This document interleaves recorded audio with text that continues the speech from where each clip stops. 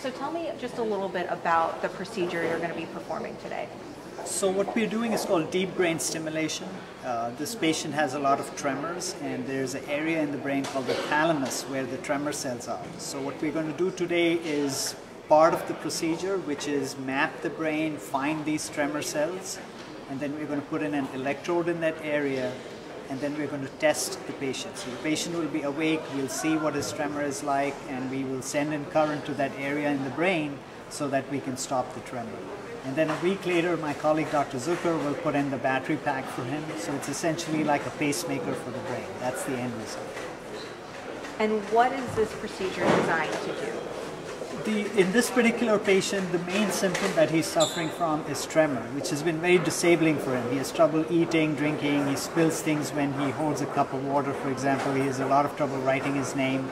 So once we have the electrode in and the pacemaker in, I will adjust his pacemaker so that he will be able to do these actions more easily.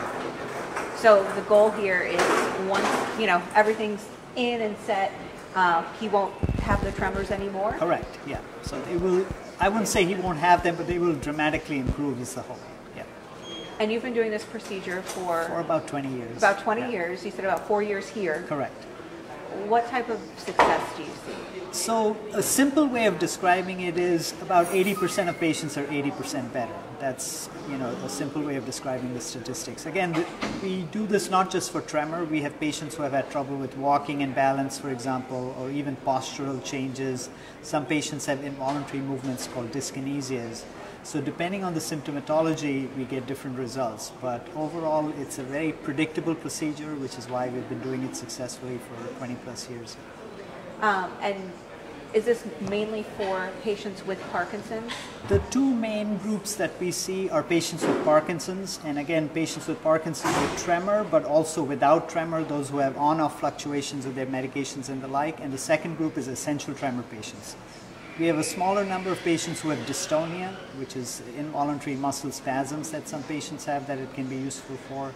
We have some patients who have had tremor from multiple sclerosis it's been useful for. And the range of potential indications keeps expanding, but right now we're focused on the main FDA-approved indications. And this patient that you're working on today, does he have a Parkinson's diagnosis? He has a background of Parkinsonian symptoms, but again, the main reason we are doing the procedure is because of tremor.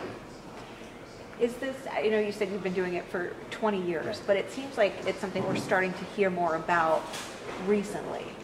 I think the technology keeps improving. So for example, with our patient today, we are going to use a very sophisticated electrode that actually allows us to steer the current in different directions so that we can minimize side effects and really steer the current towards the tremor cells without spreading to other areas of the brain. So that's one reason why you hear more about it.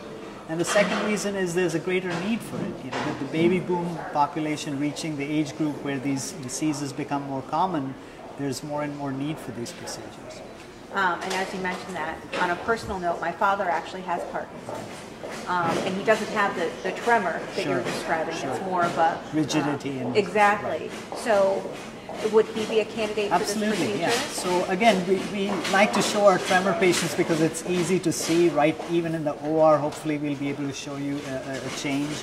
But we do offer it for patients with Parkinson's who have a lot of muscle rigidity or poor posture or balance, because we can improve the response to medications. We can reduce the on-off fluctuations. We can reduce the dyskinesia. So it's not just for tremor. And what are some of the risks associated? So the number one risk is the potential to cause bleeding in the brain, because we're putting wires in the brain, and in about 2% of cases you can go through a blood vessel that causes a bleed. Now, 1 out of those 2 patients out of 100 will do just fine. They will have the electrode put in and the pacemaker put in, and they will do fine. But for that 1 out of the 100 patients, it's like having a bad stroke, which is why we don't offer the procedure to somebody newly diagnosed with Parkinson's, but to somebody we have tried medications, they've done well for a number of years, and now they're not having a good response. That was my next question. Is this, a go-to surgery, or is this kind of a when all else fails? Neither of the two. Okay. You should not wait till all else fails, because by that time the disease progression has gone to such an extent that these patients have trouble with cognitive issues and the like, and then we cannot offer them surgery. On the other hand, I do not offer it to patients who are just a year or two after diagnosis because there's so much we can do with medications. So in between is that therapeutic window, as we call it. That's when we offer the surgery.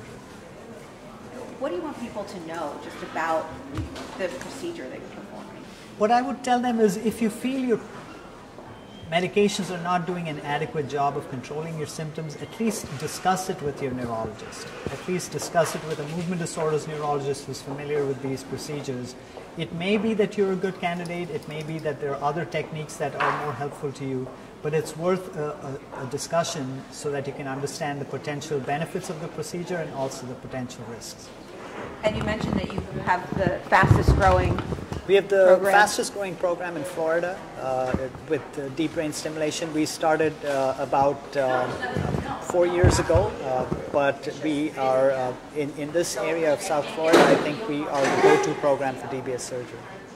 And it seems like more people are starting to kind of learn more about Parkinson's. You've got more celebrities kind of coming out saying that they have it. As you mentioned, the age group kind of getting there. Do you see just kind of more awareness about the disease? I have to credit Michael J. Fox because he's a younger person, so he's shown that Parkinson's is not only about people who are in their 80s and 90s, even people in their 30s can get it. I have somebody I diagnosed at age 18.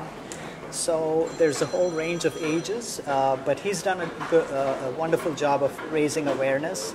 But also I think, we as physicians, I personally have been reaching out to the community through the American Parkinson's Disease Association, National Parkinson's Foundation, to let people know that if you have Parkinson's disease, it's one of the most well understood and most treatable conditions. We have everything from medications to surgery, so you should approach us and get treated in the right way. And how do you feel when you see, in your patients that tremor start to go away and the success? I've been doing this for 20 years. I still choke when I see the patient go from this to this. It's just something amazing to see. Very good. Anything else you want to say that I missed? Again, if you are having symptoms that are not well controlled with your medications, whether it's tremor or other Parkinson's symptoms, have a conversation with your neurologist about deep brain stimulation surgery. And is there a long recovery period just as far as how the patient is feeling? So typically our patients will stay for a day in the intensive care unit so we can monitor them closely.